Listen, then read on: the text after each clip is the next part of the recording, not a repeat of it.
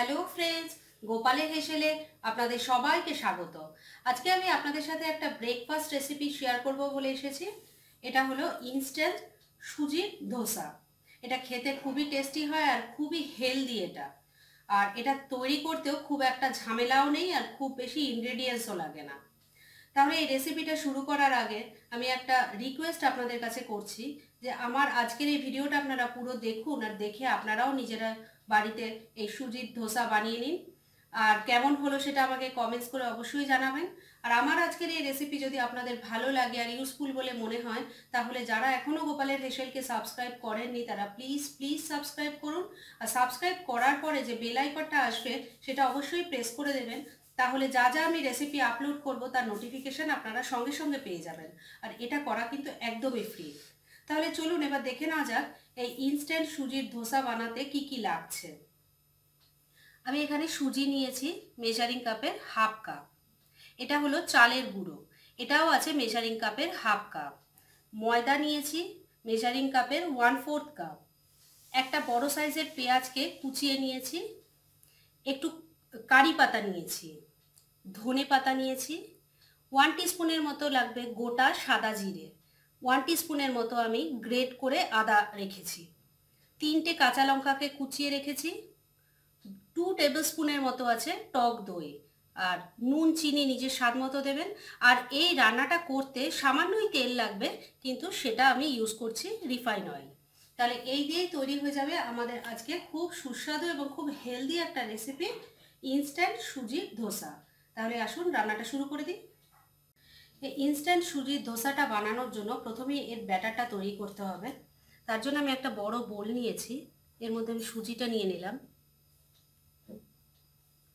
চালের গুঁড়ো নিয়ে নিচ্ছি, ময়দাটাও ঢেলে দিলাম।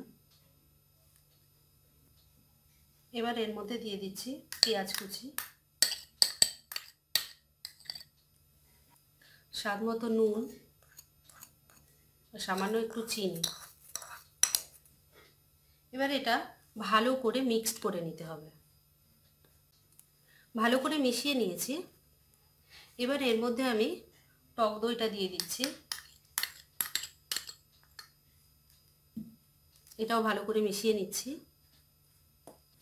এবার অল্প অল্প করে এর মধ্যে জল দিতে হবে।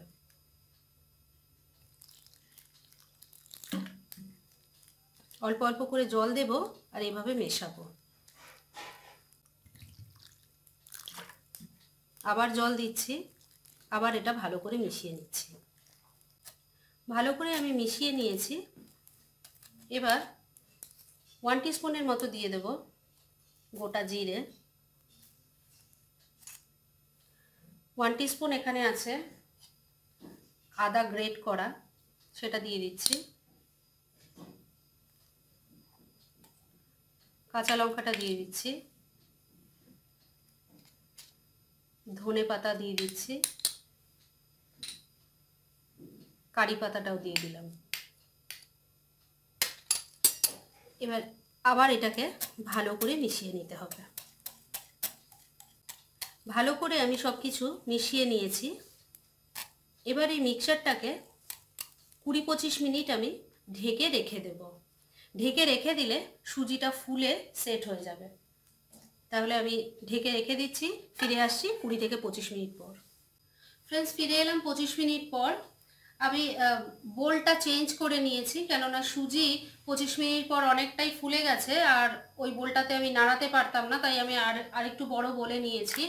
সুজি কিন্তু অনেকটা ফুলে গেছে, তাই এখন আরেকটু এটাকে পাতলা করার জন্য আমি আরেকটু জল দেব।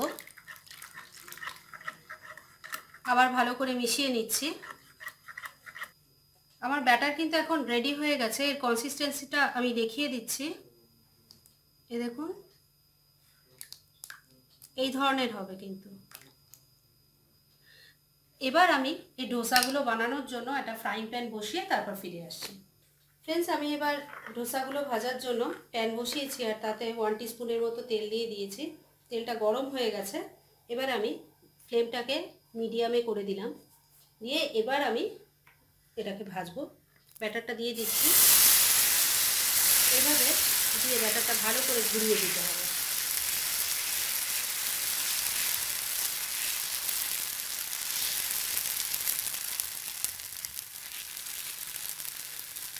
এবার এটা একটা পিঠ হোক, তারপরে আমি আবার ফিরে আসছি। ওপর পোর্শনটা দেখুন শুকিয়ে এসেছে, এর মানে কিন্তু নিচের দিকটা হয়ে গেছে। এবার আমি এটাকে উল্টে দেব।